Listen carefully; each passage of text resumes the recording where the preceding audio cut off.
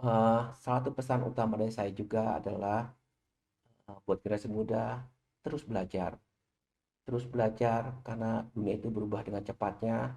Kita harus terus bisa beradaptasi, lebih adaptif.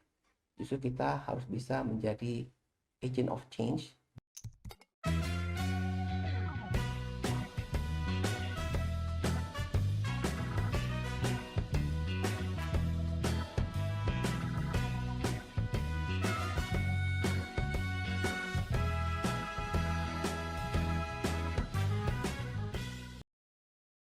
Kalau kita bicara magnitude relatif terhadap PDB, di mana PDB itu mencerminkan kemampuan suatu negara untuk membayar utang di masa depan, itu relatif terkendali, dan kemudian mudah-mudahan nanti setelah ini kan kemudian kita menurun lagi. Sama halnya pada saat Krismon, kita punya utang yang relatif to GDP kan hampir menyentuh 100 Pak waktu itu. 90 sekian, Betul, Pak. 98. Kemudian kita bisa turun bahkan di atas di bawah 30%. Nah, sekarang ini kan kita berada di 40%. Nah, jadi tantangannya ke depan bagaimana nih Pak Luki supaya nanti yang 40 itu kemudian menjadi turun kembali, dan kemudian kita bisa hidup dalam kondisi normal di mana pajak mampu membiayai sebagian besar daripada urusan negara. Betul sekali, Pak. Tadi kami sampaikan, inilah komitmen pemerintah untuk kembali ke disiplin fiskal atau fiscal rule kita. 3 tahun inilah kondisi extraordinary, makanya kita relaksasi soal batasan 3% PDB untuk defisit APBN. Tapi komitmen kita 2023 itu kita akan kembali lagi ke bawah 3% PDB. Nah, tadi kalau kita bicara reform, ya kita bicara tentang fiscal consolidation. Nah, konsolidasi fiskal ini mencakup semua hal. Tadi sampaikan Pak Maranto, dari sisi penerimaan. Bagaimana kita terus mendorong bisa menggali potensi penerimaan ini secara lebih optimal. Makanya kemarin pemerintah bersama DPR juga meloloskan lagi undang-undang terbaru, undang-undang HPP, harmonisasi peraturan perpajakan. Ini juga sebenarnya semacam mencakup beberapa pasal penting, memperbaiki undang-undang KUP kita, undang-undang PPH kita, undang-undang PPN kita, bahkan di undang-undang terkait juga untuk biaya cukainya misalnya. Nah, itu kita perbaiki, undang-undangnya sudah ada dan itu sudah sangat siap kita lakukan, kita implementasikan di tahun 2022 untuk memperkuat fondasi untuk bisa menggali lebih baik lagi dari sisi penerimaan tadi. Dari sisi belanja, tadi sampaikan bahwa kita ingin belanja itu yang jauh lebih tepat sasaran, tepat jumlahnya, tepat waktunya. Kita nggak boleh tetap output outcome itu tetap terjaga, tapi kita tahu masih banyak yang bisa kita lakukan untuk melakukan efisiensi misalnya. Nah, jadi dari sisi penerimaannya kita optimalkan, belanjanya pun kita benar-benar kita jaga. Nah, kemudian di sisi pembiayaan, pembiayaan pun ada dua di sini, ada investasi dan pembiayaan utang. Investasi pun kita benar-benar seperti saat ini. Pembiayaan PMN itu akan kita lakukan secara selektif, sesuai dengan prioritas agenda pembangunan pemerintah, misalnya. Baru kemudian kita bicara tentang pembiayaan utang. Nah, semua itu dikelola dengan baik. Tadi kita harapannya memang kita menurunkan lagi, kalau kita bicara tentang medium term longer term-nya, kita bicara tentang kembali lagi menurunkan debt ratio kita. Dan kita optimis itu sangat bisa kita lakukan. Dan itu memang intention yang akan kita lakukan. Nah, tapi itu butuh kerja keras dari semua. Dari mulai sisi penerimaan, dari sisi belanja, satu lagi belanja, jangan lupa belanja daerah misalnya. Ya kan, belanja daerah itu sepertiga dari APBN kita tuh ke daerah saat ini, dalam bentuk TKDD. Ini juga satu area yang harus kita masih bisa kita perbaiki terus. Nah, kalau itu bisa berjalan, ya kita optimis kondisi fiskal itu bisa kita lakukan bukan hanya dalam untuk mengarah ke 2023, tapi untuk selanjutnya ke medium term, ke longer term, sampai dengan 10-20 tahun mendatang. Terima kasih Pak Lugi. Jadi in short saya kira kalau kita stakeholder negara ini concern terhadap peningkatan utang, maka segera setelah kita normal, maka kewajiban wajib pajak untuk membayar pajak itu compliance-nya harus tinggi ya Pak ya, supaya itu bisa mengurangi kebutuhan utang dari tuntutan belanja negara. Dan pada sisi yang lain, belanja negara harus kita usahakan agar memang belanja-belanja yang prioritas yang akan kita biayai. Sehingga ini dua-duanya akan menuju sebuah sasaran bahwa APBN kita akan sehat, utangnya secara relatif akan menurun, kemudian insya Allah negara kita ini akan menjadi semakin mandiri ya Pak. Tetapi Pak Lugi, is just your closing remark gitu. Is there any country Pak di dunia ini yang nggak punya utang sih Pak? Mungkin ada satu dua negara kecil sekali ya, tapi eh, saya harus lihat datanya, tapi saya Mhm. nggak yakin. Mhm. Tapi kalau kita lihat tadi beberapa negara yang kita anggap selama ini persepsinya ini negara Negara kaya, hebat, kaya gitu ya. ternyata mereka juga punya sisi liability-nya juga. Mhm. Mereka juga Mhm. punya sisi pengelolaan financing-nya, atau Mhm. mereka berutang juga sebetulnya. Mhm. Mhm. Jadi sebenarnya memang ada stigma negatif soal utang ini. Sebenarnya stigma itu yang harus kita luruskan. Jadi utang itu justru bisa kita manfaatkan untuk menjadi sesuatu yang produktif. Betul, Itu betul. poinnya Ya, sebetulnya. ya, Jadi bukan utang itu nggak selamanya buruk. ya, Justru utang itu bisa kita manfaatkan untuk bisa memperbaiki dalam kondisi APBN kita, mempercepat tujuan pencapaian pembangunan kita. Mhm. Mhm. Itu bisa kita lakukan dengan utang. Betul, Tapi misalnya dari sisi level perusahaan, Pak, setiap expansion, perusahaan melakukan ekspansi, pasti dilakukan melalui utang, betul, betul. ya kan? Iya, Nah, sepanjang itu kalau memang dilakukan sesuai dengan rencana, oh kita beli mesin, kita akan produksi lebih banyak lagi, itu akan menghasilkan income yang lebih tinggi. betul, betul. Sama juga nih kita mulai negara, kita sepanjang utang tadi kalau untuk kegiatan produktif, itu insya Allah akan memberikan manfaat yang optimal bagi Iya, masyarakat, iya, bisa meningkatkan kesejahteraan masyarakat. betul, betul. Itu yang kita coba lakukan. Iya. Karena utang itu kan berarti kita mengambil resources dari luar perekonomian nasional kita, memanfaatkannya untuk masa kini ya Pak ya. Betul. Ya contoh konkretnya kita ingin membangun misalnya pusat industri, itu kan butuh listrik, Mhm. butuh jalan. Mhm. Nah, kalau kita berhutang untuk membangun pusat bisnis tadi, pusat industri tadi, kita bikin jalannya, kita bikin uh, menyediakan listriknya, kemudian datanglah tadi investor untuk membuat pabrik di sana. Mhm. Membuat pabrik itu artinya ekonomi mulai bergerak. Mhm. Mereka butuh bahan baku, mereka butuh tenaga kerja, menciptakan lapangan pekerjaan, itu tadi multiplier effect.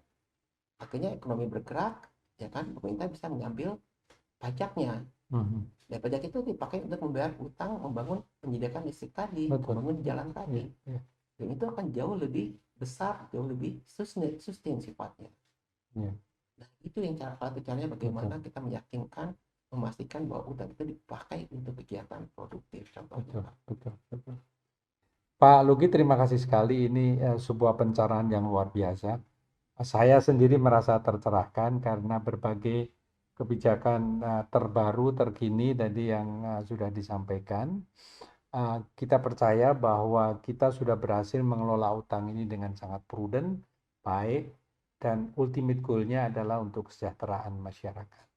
Nah, Pak Lugi, untuk menutup perbincangan kita ini, barangkali Pak Lugi ada closing statement tertentu, monggo Pak. Oke. Terima kasih sekali Pak Oranto atas kesempatannya bisa ikut berpartisipasi, sharing lah di acara ini Pak. Ini suatu acara yang sangat-sangat menarik, insya Allah bermanfaat untuk kita semua ya Pak ya. Jadi mungkin kita sudah bicara panjang lebar tadi, saya cuma ingin beberapa pesan saja buat generasi muda ya, bahwa memang eh, salah satunya kan kami di ASN ini kan Kementerian Keuangan kita memang mengelola APBN, mengurusi negara lah. Mhm. Uh, Insya Allah kita harus terus bisa menjaga integritas, tetap profesional.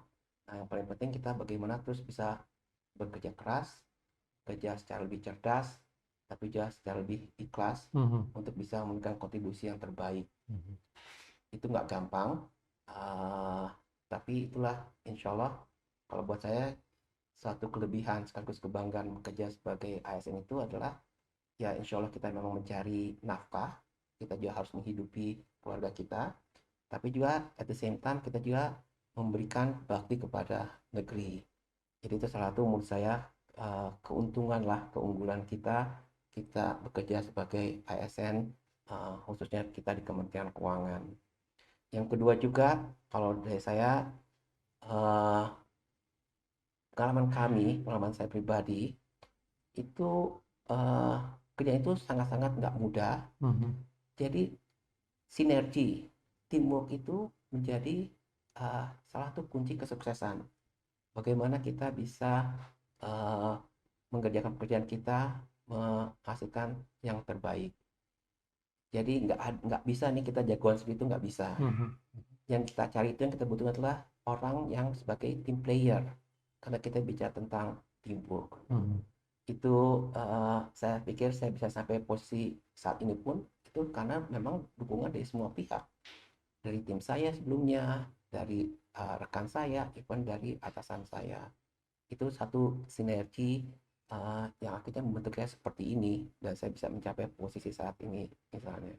Salah satu pesan utama dari saya juga adalah buat generasi muda terus belajar karena dunia itu berubah dengan cepatnya.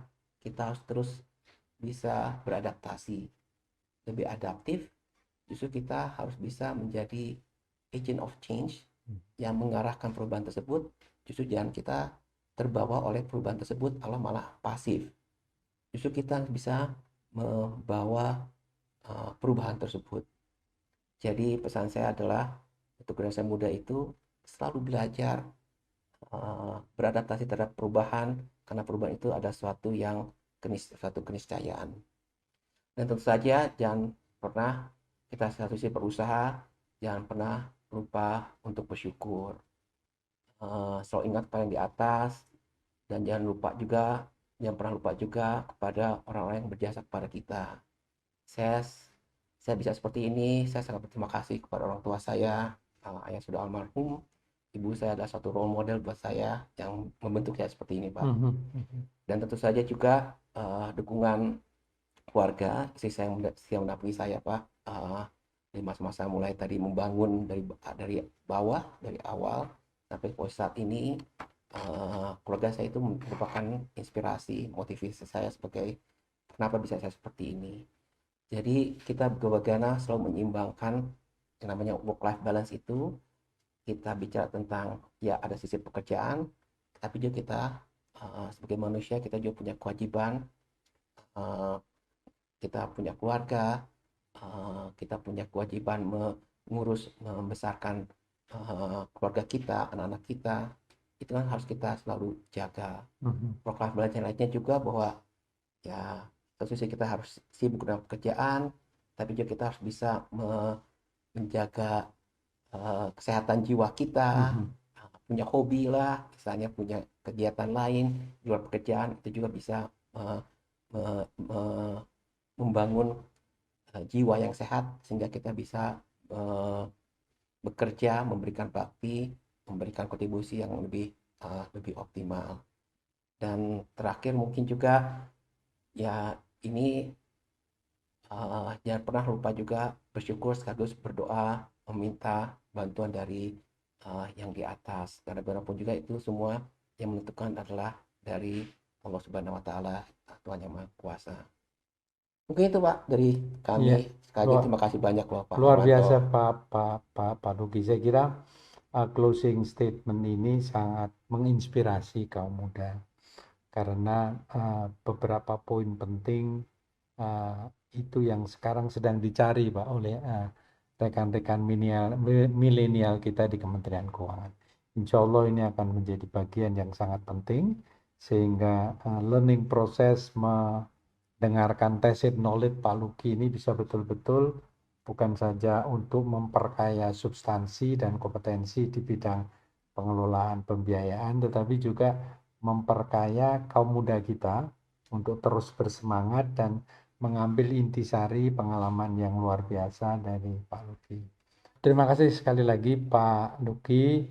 Uh, Salam hormat untuk Bu Astrid dan keluarga. Saya yakin Bu Astrid dan keluarga sangat bangga dengan Pak Luki. Apalagi Bapak yang sekarang pasti juga melihat bagaimana kesuksesan putra laki-lakinya gitu ya untuk bangsa dan negara. Dan Ibunda saya kira juga selalu bangga dan mendoakan untuk keberhasilan, keselamatan dan kesuksesan Pak Luki. Terima kasih Pak Luki Terima atas kasih Pak waktunya Maranto, terima kasih De dan Maestro. terima kasih sekali. Sobat The Maestro, kita telah mengikuti pembicaraan dengan Pak Luki Afirman. Luar biasa dan saya berharap bahwa kita semua dapat mengambil inspirasi dari pembicaraan ini khususnya di dalam pengelolaan utang. Bahwa utang itu tidak bisa dilihat sebagai kebijakan yang independen dan tersendiri. Tetapi utang mestinya dipandang sebagai sebuah kesatuan kebijakan fiskal, kebijakan APBN yang ditujukan untuk mendorong kemakmuran rakyat dan seluruh bangsa. Dan utang itu perlu dikelola dengan prudent, perlu dikelola dengan hati-hati, dan yang tidak boleh dilupakan adalah bahwa utang itu sangat dinamis, tidak hanya dipengaruhi oleh keinginan kita untuk mencari tambahan financing, tetapi juga sangat dipengaruhi oleh kondisi lingkungan perekonomian nasional, internasional, dan bahkan isu-isu yang sifatnya non-ekonomi. Insya Allah mudah-mudahan apa yang kita bicarakan bisa memberikan manfaat kepada kita semuanya dalam rangka membangun negara tercinta. Terima kasih atas perhatiannya. Sampai jumpa di episode berikutnya. The Maestro Media, para maestro berbagi info.